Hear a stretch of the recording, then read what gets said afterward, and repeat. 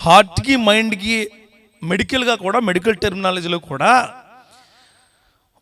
Mind set బాగుంటేనే ఏ operation అయినా చేస్తారు. తెలుసా మీకు? మైండ్ సెట్ బాగోవాలి ముందు అతను. అందుకే కౌన్సిలింగ్ చేసి ఆపరేషన్ చేస్తారు. ఎందుకో తెలుసా?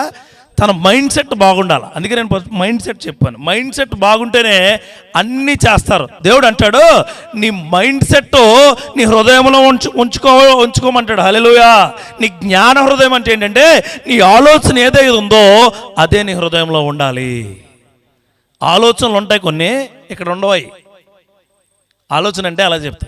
ఎగ్జాంపుల్ చెప్పాలి, మీకు పని ఉంది. లేకపోతే ఎగ్జాంపుల్ వెళ్ళాలంటే, నీ ఇంటికి చుట్టాలు వచ్చారనమాట. నీ యాక్టింగ్ ఉంటుందే చెప్తా.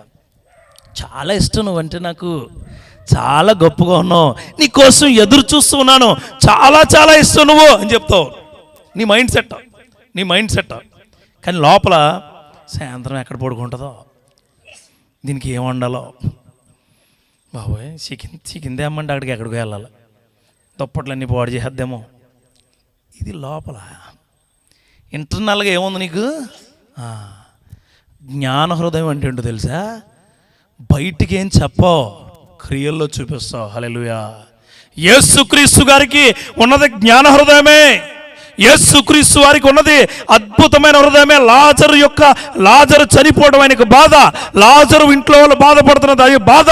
కానీ నేను చెప్పాడు తెలుసా? నా సమయం ఇంకా రాలేదు, అప్పుడు నేను రాలేను. నేను ఎప్పుడు రావాలనుకుంటానో అప్పుడే వస్తాను. నేను ఎక్కడికి రావాలంటే అక్కడికి, నీ ఇంటికి రాను, లాజరు సమాధి దగ్గరికి వెళ్తాను.